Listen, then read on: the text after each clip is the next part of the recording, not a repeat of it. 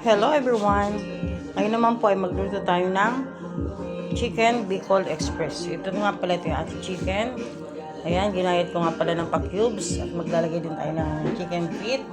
Ito nga pala yung ating mga sangkap. At ito na yung ating gagamiting gata. Tara, samahan niyo ako magluto. Magluto tayo ngayon ng Bicol Express. Unahin natin yung bawang at saka luya.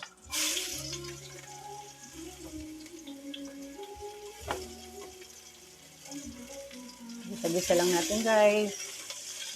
Then lagay na natin yung sibuyas.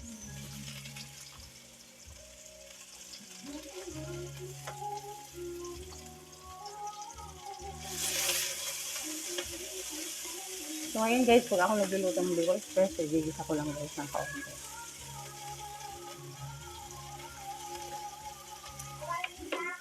Lagay ko na rin yung ating chicken. So ayan, ginahit ko nga pala ito ng pakis guys. Halo-haloin lang at mekos-mekos lang.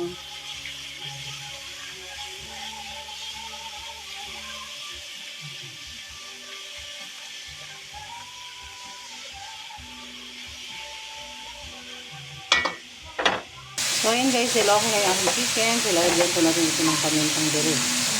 At maglalagay din tayo ng magic sarap. Ayan, mekos-mekos lang.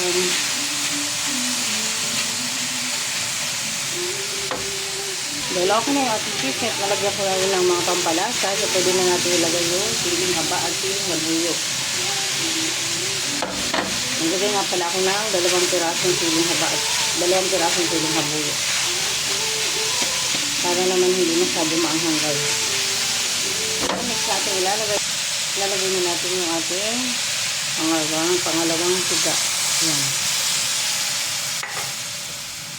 Pahalo-haloin lang natin guys. Maglalagay din tayo ng asin.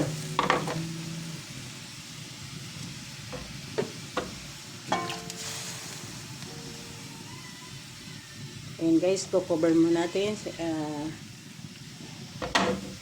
I-cover muna natin or lalagyan natin ng takip. Ayan guys, lalagyan na natin yung ating purong gata. Ayan.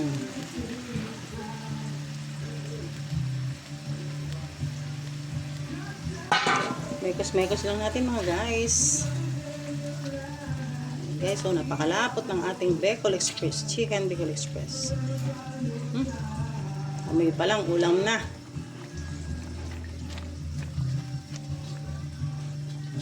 Pakukulayin lang natin konti.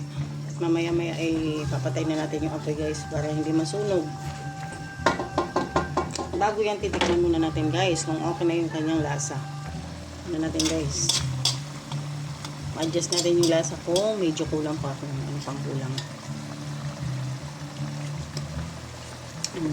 Kulang pa ng konting asin. Sarap. Hindi masyado maanghang.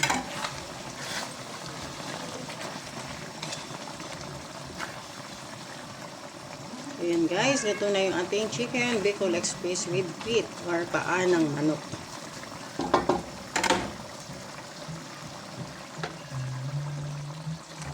Thank you for watching. Until next video.